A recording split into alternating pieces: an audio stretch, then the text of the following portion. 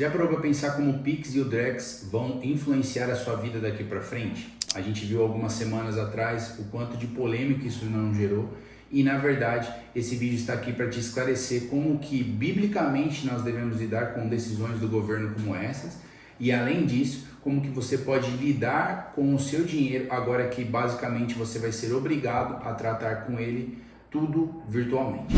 Antes da gente continuar, eu queria te dizer que o que tem de mais precioso de todos os vídeos que eu produzo para vocês fica no final, que quando a gente fecha cada conclusão, cada ponto que nós abrimos e discutimos aqui, é tratado com alguma parte bíblica ou algo assim. Então, se você parar no meio do caminho, acaba que você não cumpre o objetivo que é justamente aprender a respeito de finanças, negócios e investimentos, tudo à luz da palavra de Deus. Então, fique até o final para que esse ensinamento não se perca no meio do caminho. Mais uma vez, vocês já sabem, curta, se inscreva e compartilhe esse vídeo para ajudar essa mensagem a chegar a cada vez mais pessoas. Muitos de nós ficamos preocupados e atentos à decisão do governo de monitorar as movimentações do Pix acima de R$5.000 e acima de R$15.000 para as empresas. Esse assunto gerou muito burburinho, muita polêmica.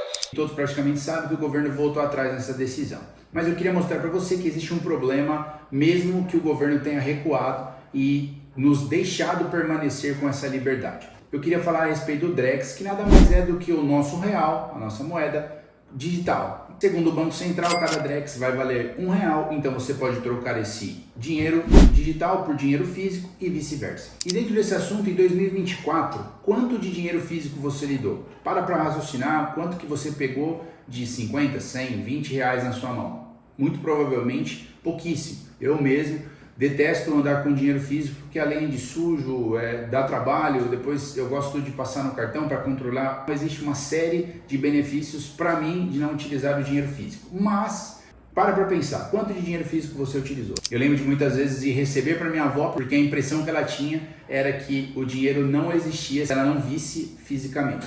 Eu queria pegar um trecho de uma entrevista do Fábio Araújo, coordenador da implantação do Drex no Brasil, e ele compartilha qual seria realmente a intenção para colocar essa moeda digital na nossa nação. Abre aspas. A ideia do Drex é trazer mais uma alternativa, trazer mais tecnologia. O Drex não está aqui para substituir o papel moeda, moedinha, o pagamento bancário ou o Pix. A gente só está trazendo mais uma tecnologia para que você tenha alternativas para pagamento. Qual é o poder que o Estado ganha com o real digital? A resposta que a gente dá é: olha, não ganha poder nenhum. A gente vai reproduzir as mesmas relações que a gente tem hoje no sistema financeiro dentro do ambiente do real digital. Essas são as palavras dele. Então a ideia vai ser só mais uma tecnologia e vai replicar um modelo que já existe. Será? E aí o ponto que eu preciso levar você a pensar. Hoje, obviamente, dentro dessa embalagem bonita, a gente acaba percebendo que é algo para agilizar mesmo a nossa vida e melhorar os nossos negócios. Porém, existem vantagens e desvantagens em relação ao Drex e ao Pix e todo esse assunto, porque apesar do governo não monitorar de maneira mais efetiva e ter recuado nessa decisão, o Pix ainda é monitorado. O governo continua tendo acesso a essas informações, mesmo que o pente fino acabe não sendo tão criterioso assim. E quais são as vantagens e desvantagens então do Drex que quer ser implementado no ano de 2025? Primeiramente, as transações elas serão mais rápidas e seguras, então você tem toda uma série de comprovantes que precisarão ser gerados, contratos que serão assinados no meio da transação para que ambas as partes sejam protegidas no meio dessa movimentação financeira. Um segundo ponto é que vai haver menos intermediários e menos burocracia, então talvez você não utilize um banco, não pague taxas se ainda você o faz, para poder fazer essa transação acontecer. Você vai também ter acessos a novos tipos de investimento, como imóveis, ativos digitais, que poderão ser viabilizados com muito menos burocracia através do Drex. Isso são as vantagens que nós observamos até aqui. Agora, os riscos que isso incorre com essa nova possível implementação nesse ano. Mais monitoramento sobre as suas finanças, ou seja, privacidade zero, riscos de segurança cibernética, ataque hackers ou alguma coisa nesse sentido, e o possível impacto sobre os bancos em fintechs que muito provavelmente nesse tipo de transação vão se tornar obsoletas, elas não terão mais nenhum tipo de utilidade para mim e para você, porque tudo seria concentrado no Drex. Agora, uma recém-notícia, o Trump acabou de assumir lá nos Estados Unidos o novo mandato, e ele proibiu esse tipo de criação de moeda, ou seja, o dólar não terá uma moeda similar digital. Então, talvez é meio esquisito nós andarmos contrários à maior economia do mundo. Então, lá ele proibiu, aqui está sendo implementado. Então, como os Estados Unidos basicamente é sempre a referência, a gente fica meio com o pé atrás, já que eles estão fazendo algo contrário ao que nós estamos caminhando. Quem está certo no meio do negócio? Muito provavelmente eles, e nós estamos errados. Agora, além dessa questão da desvantagem, tem mais uma coisa aqui. Dependendo do governo que estiver à frente da nossa nação, e não estou falando nem de direita nem de esquerda, porque nós temos pessoas bem intencionadas e mal intencionadas de ambos os lados, o que eu quero dizer é que se isso cai nas mãos de um governo totalitário, a gente, além de perder a privacidade, nós seríamos limitados em diversas coisas. Vamos supor que o governo queira que você compre até R$2.000 de comida e mais que isso não é necessário. Ele pode chegar e falar, ó, Mateus, você está comprando mais do que você deveria de comida porque tem mais pessoas para comer. Então, se a sua família tem 2, 3 pessoas, não tem necessidade. Então, eu vou colocar aqui um limite. A partir daí, você não consegue pagar comida com esse tipo de ativo. Nas mãos de um governo tirano, isso poderia se tornar uma arma de manipulação e de controle. Em que sentido? Vamos supor que o governo comece a dizer para a população que elas têm que gastar até um determinado nível de dinheiro em algum tipo de ativo. Acima disso, elas não podem comprar. Então, até aqui você gasta com comida, até aqui você gasta com bens, até aqui você gasta com isso e aquilo. Com certeza, isso acaba não sendo interessante para nós como nação, porque cada um ganha o seu dinheiro de maneira suada, porque cada um luta pelo seu pão de cada dia, e você quer gastar da maneira que lhe convém e não como as pessoas querem que você gaste. Além disso, ele vai conhecer tudo e todos, então quais são os seus padrões de consumo, para onde está indo o seu dinheiro. A sonegação ela vai cair para zero, então como que você sonega imposto, sendo que o governo controla absolutamente tudo? Ele vai ter algum mecanismo para descontar automaticamente aquilo que você deve pagar para ele. E isso, obviamente, não estou aqui defendendo a sonegação, você vai entender isso no final desse vídeo. Mas as pessoas que sonegam, aqueles que dão algum tipo de... aqueles que fazem algumas manobras para pagar menos imposto do que devem, obviamente terão um caminho mais difícil pela frente. Ah, mas Mateus, no começo do vídeo você disse que a ideia do Banco Central é poder transitar entre o real digital e o real físico. Sim, mas até quando? Então, as pessoas conseguirão fazer uma transição entre o real digital para o físico, mas da noite para o dia isso pode mudar e a partir de algum momento o governo diz, ó, agora nós não temos mais nenhum tipo de compromisso com você para receber o dinheiro seu físico, então você só paga com os seus ativos digitais.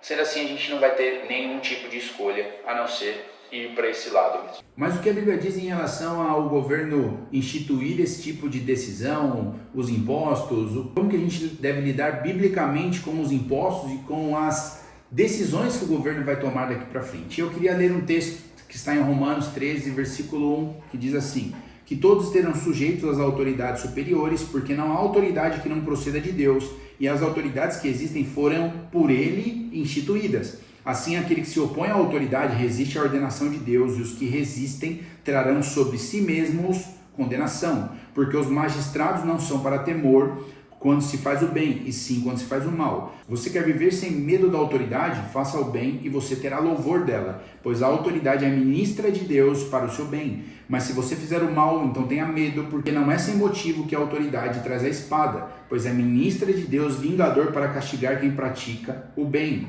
Portanto, é necessário que vocês se sujeitem à autoridade, não somente por causa do temor da punição, mas também por dever de consciência. E é por isso também que vocês pagam impostos, porque as autoridades são ministros de Deus atendendo constantemente a esse serviço.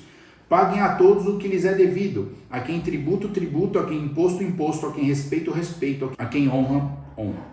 Nessas palavras de Paulo, a igreja de Roma, ele deixa bem claro que as autoridades, independente de direita e esquerda, se você gosta, se você não gosta, elas são instituídas por Deus. Mas nossa, Mateus, então quer dizer que elas são um reflexo, um espelho? O que Deus faria por nós, essas autoridades fazem? Não, porque nem a autoridade da igreja, uma autoridade que busca seguir os princípios espirituais, reflete exatamente o que Deus seria. Quanto mais aqueles que muitas vezes não têm um princípio cristão, bíblico para seguir, eles também não vão refletir essa ideia. Então, o que o apóstolo Paulo está nos dizendo é, independente disso, sejam sujeitos a essas autoridades. E qual que é o momento, então, que essa linha pode ser cruzada? Em que momento que você e eu temos liberdade para desobedecer a alguma autoridade, seja ela de qual tipo? Quando ela nos pede para pecar. Então, quando ela nos pede para que algo seja contrário à palavra de Deus e que fira os nossos princípios espirituais, aí a gente tem liberdade para fazer o contrário. Agora, os impostos, sendo abusivos ou não, essa discussão, basicamente, ela não deve ser levada em consideração para nós que somos cristãos, porque nós temos um manual que é a palavra de Deus e ela nos ensina. Pague os seus impostos, independente dessas autoridades estarem certas ou não. Se sujeita, porque segundo a minha palavra é para você se sujeitar. Ah, Mateus, mas moralmente, poxa, eu me mato para trabalhar, eu recebo tão pouco que eu tenho que dividir ainda isso com o governo? Infelizmente, essa é a realidade. Uma vez, meu pai conta que ele chegou no pastor dele, ele era recém-convertido, e ele chegou, o pastor revoltado, falou: pastor, os impostos não são justos, é uma carga abusiva, a gente trabalha tanto e o governo fica com um valor muito alto. E sabe o que o pastor disse? Ele falou assim: quando a Bíblia escreveu para que nós nos sujeitemos à autoridade, Deus já não sabia que o Brasil existiria, Deus já não sabia que nós passaríamos por abusos de autoridade através dos impostos? Deus já sabia. Então quer dizer que para mim e para você, Ele vai dar uma solução para que a gente viva segundo o que as autoridades exigem e a gente vai conseguir viver honrando com os nossos compromissos e ao mesmo tempo honrando as autoridades, independentes de elas serem justas ou não. Inclusive o apóstolo Pedro, ele diz isso em uma das suas cartas, falando que nós temos que nos sujeitar às autoridades quando elas são injustas também. E aí fica algo extremamente mais complicado de se aplicar, porque como que nós nos sujeitaríamos a uma autoridade que nos força a fazer tanta coisa que nos prejudica?